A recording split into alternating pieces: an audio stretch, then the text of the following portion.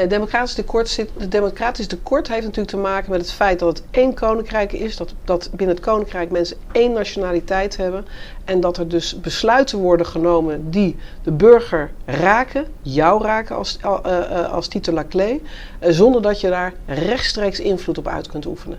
Dat is gewoon democratisch deficit. En dat betekent dat als er rijkswetten worden besloten van de Tweede Kamer vervolgens hun weg voortzetten naar de Eerste Kamer, ben jij als burger hier niet in staat om daar rechtstreeks invloed op uit te oefenen. Alleen maar indirect via de parlementaire delegaties die er dan komen, die voorlichting mogen geven, maar uiteindelijk geen stemrecht.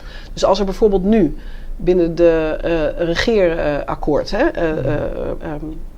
wat is afgesproken met dit kabinet, staat erin opgenomen dat we invulling willen geven en dat we dat democratisch deficit willen verminderen. Natuurlijk is een geschillenregeling is er ook een voorbeeld van het democratisch deficit. Waardoor inderdaad als er besluiten worden genomen op het niveau van de Rijksministerraad, soms gevolmagde ministers misschien het gevoel hebben, ja, maar ik kan er nooit mijn stem daarin kwijt. Of ik kan nooit de beslissing doen keren. Dat moet iets van een geschillenregeling zijn. Dat is één voorbeeld. Een ander voorbeeld, wat in het regeerakkoord is opgenomen rond het democratisch deficit, is moet er stemrecht komen en een zetel komen voor Aruba, voor Curaçao en Sint Maarten. En er zijn zelfs stemmen die ook zeggen, misschien moet er ook een meer directe vorm van representatie zijn voor de bijzondere gemeenten, Bonaire, Ceiba en Sint-Eustatius.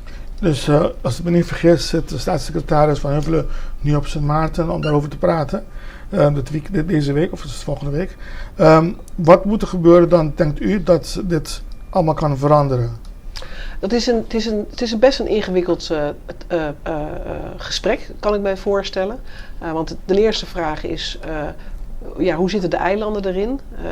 Dat is ook dus de eigen politiek van Aruba, Curaçao en Sint Maarten. Dat betekent niet dat Curaçao hetzelfde denkt als Sint Maarten of Sint Maarten hetzelfde denkt als Aruba. Dat kan ik vanuit de Nederlandse zijde best voorstellen dat het ingewikkeld is. Want dan moet je met zoveel verschillende invalshoeken of meningen rekening houden.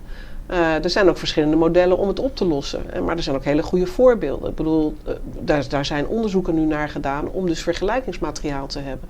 Hoe wordt het met Groenland en Denemarken gedaan? Is er al een directere vorm van representatie?